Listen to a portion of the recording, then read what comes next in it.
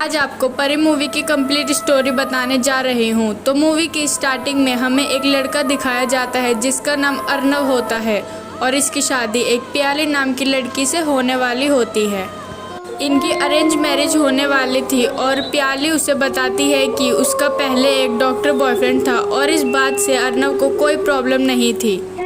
फिर हमें दिखाया जाता है कि अर्नव अपने पेरेंट्स के साथ कार में घर जा रहा होता है और वो अपने पेरेंट्स को बताता है कि उसे पल्लवी पसंद है। और तभी कार के सामने एक बूढ़ी औरत आ जाती है और कार से एक्सीडेंट होने की वजह से उसकी डेथ हो जाती है।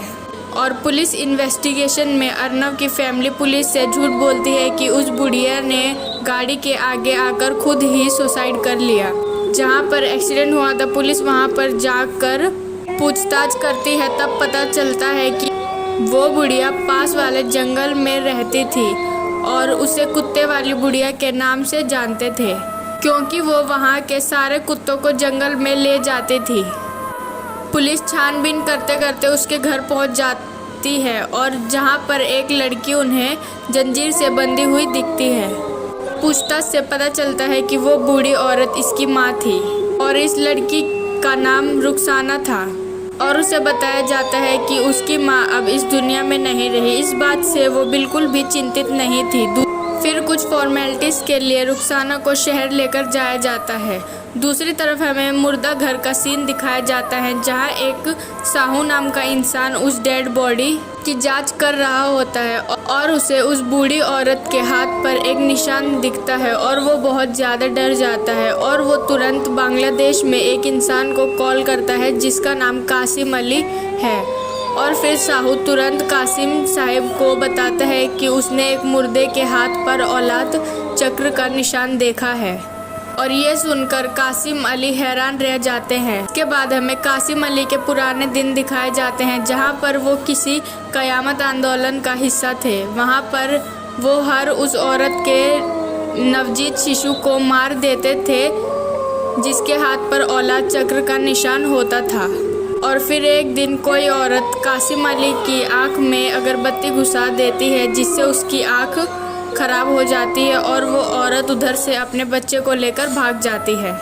और शायद वो औरत यही बूढ़ी थी और कासिम अली को बहुत सालों बाद इसका पता मिलता था और इस औरत की बच्ची अब बड़ी हो गई है जिसका नाम रुखसाना था।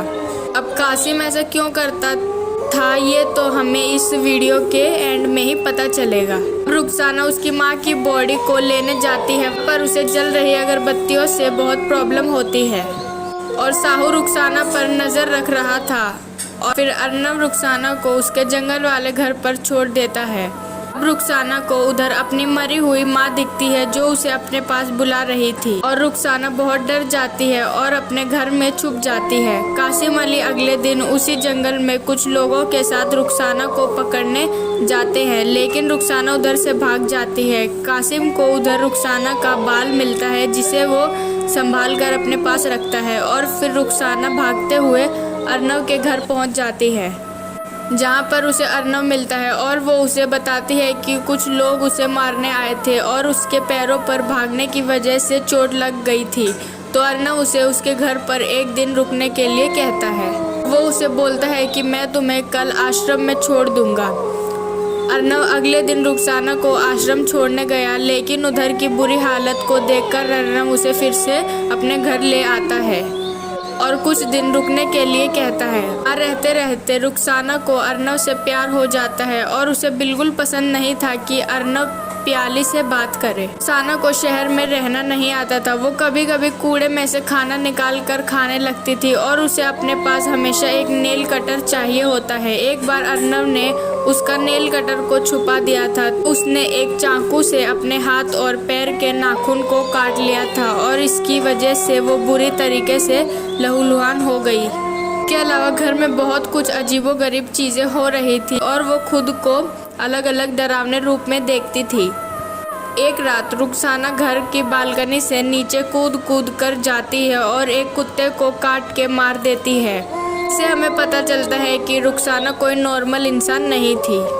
इसके बाद कासिम अली एक औरत के पास जाता है और वो जंजीर से बंधी हुई थी और उसका रूप बदल जाता है कासिम अली रुखसाना का बाल उस औरत को देता है और वो उसका पता बताती है और कहती है ये अपना मकसद पूरा करने आई है, और ये भी बताती है कि रुखसाना एक लड़के के घर है। उसे घर का भी पता बताती है। अगले दिन कासिम और साहू अर्नव के घर जाते हैं और उसे बताते हैं कि ये लड़की एक इफरित की बेटी है। ये भी कहते हैं कि वो आपके साथ रिलेशन बनाकर बच्चे पैदा करेगी और वो अपनी जनरेशन आगे बढ़ाएगी। अर्नव इन सब बातों पर भरोसा नहीं करता और उन्हें घर से बाहर निकाल देता है। उस रात साहू अर्नव का पीछा करता है और फिर उनकी लड़ाई हो जाती है, जिससे अर्नव के सर पर चोट लग जाती है और बहुत खून बहने लगता है। वो घर पर पहुंचकर रुखसाना को सारी बात बताता है और कहता है कि उस मुर्दे घर वाले इंसान ने उसे मारा है। उसी रात अर्नव के सोने के बाद रुखसाना मुर्दा घर जाकर साहू को जान से मार देती है और जानवरों की तरह इधर उधर कूदने लगती है। सुबह होने से पहले वो अर्नव के पास आकर बैठ जाती है और फिर सुबह प्याली उनके घर आ जाती है, जिससे अर्नव की शादी होने वाली थी, और वो रुखसाना को उधर देखकर गुस्सा होकर वहां से चली जाती है। और फिर अर्नव टेंशन में आ जाता है और रुखसाना को घर से बाहर जाने को कहता है, और तभी रुखसाना अर्नव की गर्दन पकड़कर उसे हवा में लटका देती है और तब वो बहुत डर जाता है और रुखसाना बार बार इस चीज़ के लिए माफ़ी मांगती है। वो जाकर कासिम अली के बारे में पता लगाता है और कासिम अली के बारे में सुनकर अर्नव के होश उड़ जाते हैं। रुखसाना एक इफरित की बेटी थी। ये बात सन 1990 की थी, जब बांग्लादेश के साथ वाले डिस्ट्रिक्ट में जवान लड़कियों को अगवा करके उन पर काला जादू करते थे। इस दौरान इफरित इन लड़कियों को प्रेग्नेंट कर देता था, जिसकी वजह से उसके बच्चे हमारी दुनिया में आए। इफरित का सिर्फ एक ही मुकाम था कि वो अपनी जनरेशन को आगे बढ़ाए और इंसानों के साथ संबंध बनाकर अपने जैसे और भी प्राणी पैदा करे। लड़कियों का इफरित के साथ संबंध होता था, उनके हाथ पर औलाद चक्र का निशान बना दिया जाता था। ये प्रक्रिया इतनी बढ़ गई थी कि वहाँ इन सब के खिलाफ एक आंदोलन शुरू किया गया और ये आंदोलन कासिम अली ने शुरू किया था। ये एक ढाका यूनिवर्सिटी में प्रोफेसर था और वो इफरित की जनरेशन को ख़त्म करना चाहता था। आंदोलन को क़यामत आंदोलन के नाम से जाना गया और इसमें काम करने वाले लोग औलाद चक्र वाली औरतों के बच्चों को जन्म होते ही मार देते थे। ऐसे सिर्फ एक औरत ही बचकर निकल गई थी और उसने कासिम अली की आंख भी फोड़ दी थी।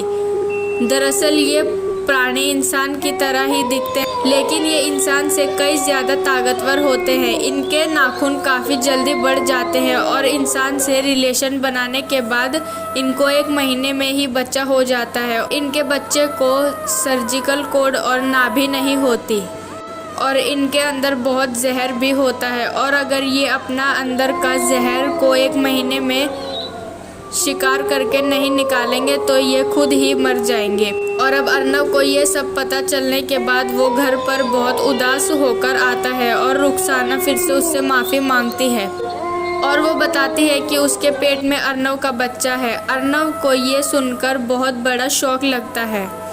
फिर अर्नव उसे जंजीर से बांध देता है और फिर कासिम अली को वहाँ पर बुला लेता है। कासिम अली रुखसाना को बहुत मारते हैं और अर्नव उसे उधर छोड़कर अपने मम्मी पापा के घर चले जाता है और वो बहुत ज़्यादा डिप्रेस्ड हो जाता है और 3 हफ्ते तक घर से बाहर नहीं आता। और एक दिन प्याली उसे मिलने के लिए आती है और अर्नव उसे रुखसाना के बारे में सब कुछ बता देता है और कहता है कि मैं बहुत बुरा हूँ जो मैंने रुखसाना को ऐसी हालत में छोड़कर आ गया।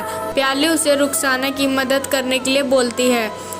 अर्नव तभी अपने पुराने घर जाता है, लेकिन उधर वो देखता है कि रुखसाना उधर से भाग गई थी और जो लोग उधर नज़र रख रहे थे उनको भी फांसी पर चढ़ा दिया था और वो कासिम अली को भी जान से मार देती है।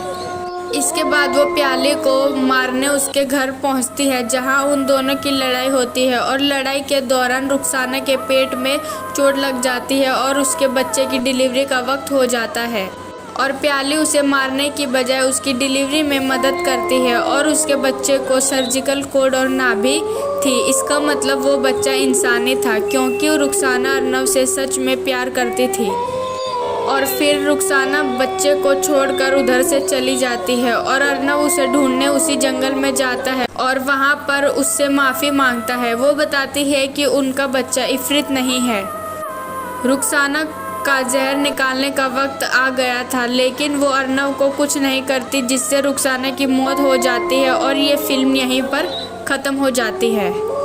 अगर वीडियो पसंद आई तो लाइक, कमेंट, शेयर करें और चैनल को सब्सक्राइब करें। Thank you for watching.